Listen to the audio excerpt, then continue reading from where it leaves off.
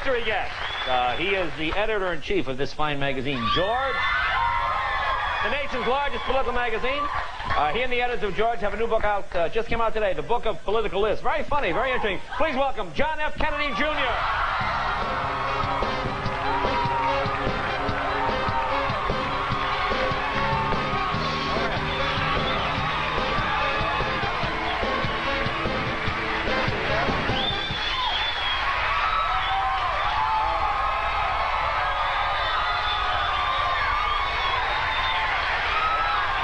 Thanks for coming.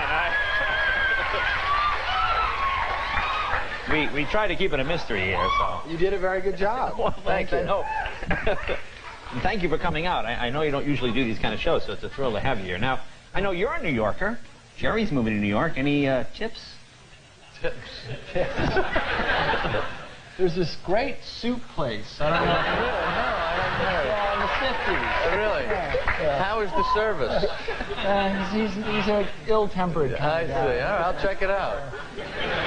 Let me ask you. I got to tell you,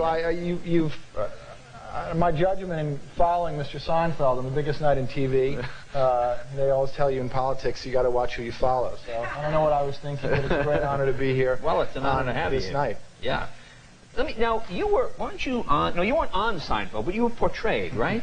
My elbow, I think. It was. Yeah, we had, you were in the famous contest episode. Yeah, well, that's right. That's what the very. I did.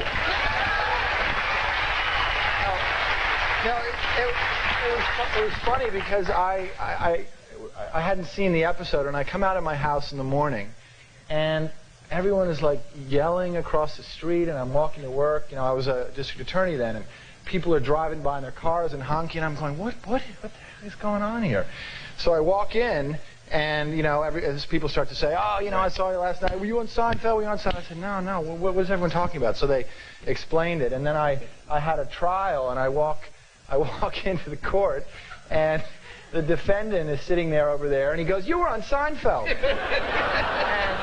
And I was like, no, I wasn't on Seinfeld. And he leans over to his lawyer, and he goes, guy's an actor, too. No wonder he failed the bar exam. Oh,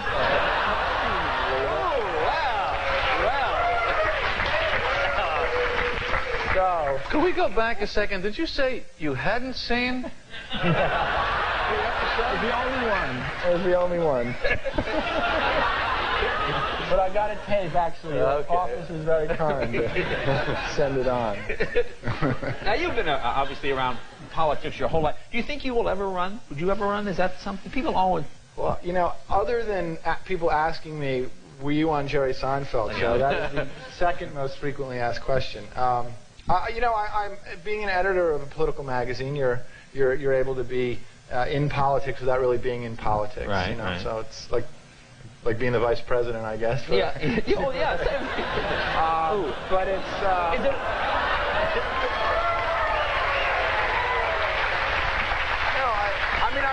I have a great time doing that, and we all know that politics is a tough profession these days, but I think a very rewarding one. Well, the magazine is terrific. I know I look through it because it gives me great ideas for jokes. Really? Well, I like it because it's... Well, no, it is because...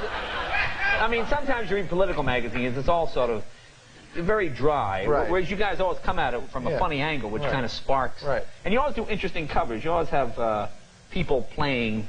Yeah. Like you had... Who was Dennis Rodman? What political figure was he? No, Charles Barkley. Oh, Barkley, that's what it was. Yeah, he was George Washington. George Washington.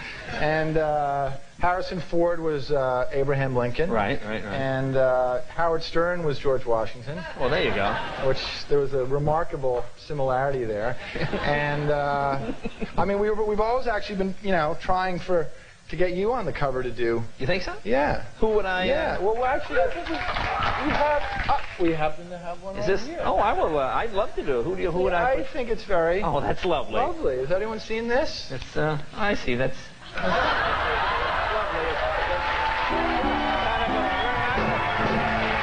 And I'm a handsome woman, very busty. Apparently, I'm a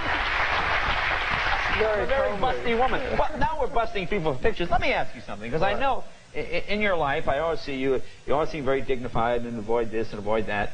And one day I opened George, and there is a picture of you naked in your own magazine. Wait, show. We have the picture. Show. There you are, right there. Now, How do you know he's naked? I can't tell if he's naked. Yeah, exactly. He looks like he's wearing shorts. Exactly. And running shoes. No. He could have a very small tuxedo on. All right. You might not be wearing pants. Exactly. No one knows that. Now, were you naked in the photo? I wasn't actually. I was. Oh. I was wearing pants and shoes. You would have perhaps had Newt Gingrich nude from the shoulders down. I don't think anybody wants to see that. So? No, it wasn't. It was. Everyone always says that no one reads editors' letters, and they read that one. So, what are you going to say? It worked for the time being, but. Now, what is the Monica Lewinsky poem that is in here? Explain this. Do we have to? I guess we should. Well, we should. We happen to have someone who sent us Monica Lewinsky's poem that she wrote in 9th grade. Actually, not in 9th grade, when she was a 9-year-old. And I know I'm going to rot in hell eternally for this, but can I maybe just give it a sample? Yeah, give a sample. Okay. It was written. The poem is a poignant rumination on how, quote, I can be a delicious lunch, dinner, or breakfast, if you're weird. She goes on to describe herself, quote, as a round and flat piece of dough with lots of topping. I am a mouth's best friend. I make you say, yum, yum. It's amazing how kids know at a young age what they're going to do with their life. Well, this here is the... So this was fascinating, because this is a great sort of reference book, just looking up odd things. It's a book of celebrity lists. What is your... political. I'm sorry, political list. Political, celebrity. It's almost the same. What is your favorite? What is your favorite? Well, there's a lot of them. I mean, we tried to basically have a kind of a resource book about politics that also had some funny things in there, and so that the whole problem with politics is people often think that it's dull and boring, and they don't really appreciate some of the drama or some of the history or some of the funny parts. So there are everything from code names of presidents to Jimmy Carter's list of 10 favorite desserts that he insisted to. Richard Nixon's protocol at state dinners. What was the women? What was it? The women that ran for president. Women who ran for president who couldn't vote for themselves. There was, there's obviously lists of men who ran for president who shouldn't be able to vote for themselves. But the women, one of them, there were two. One of them was named Victoria Woodhull. She ran for president in 1872. She's not. No one really knows about this, but she was a free love candidate, and she had 2 husbands, and she got 3,000 votes. And one of her suitors was Cornelius Vanderbilt, and before she ran for president, she used to get stock tips from him, and she opened up her own brokerage house in New York and made a killing. So she was really a very modern woman way before her time. Well, that's what's fun. It makes you realize there's nothing new, really, under the sun. Well, I mean, everything that's been done has sort of been done. Yeah. But it's very funny, just odd facts about various political figures. Well, listen, it's, of course, the book of political lists, and, of course, George the Magazine. Thanks so much for coming. Really a pleasure to meet you.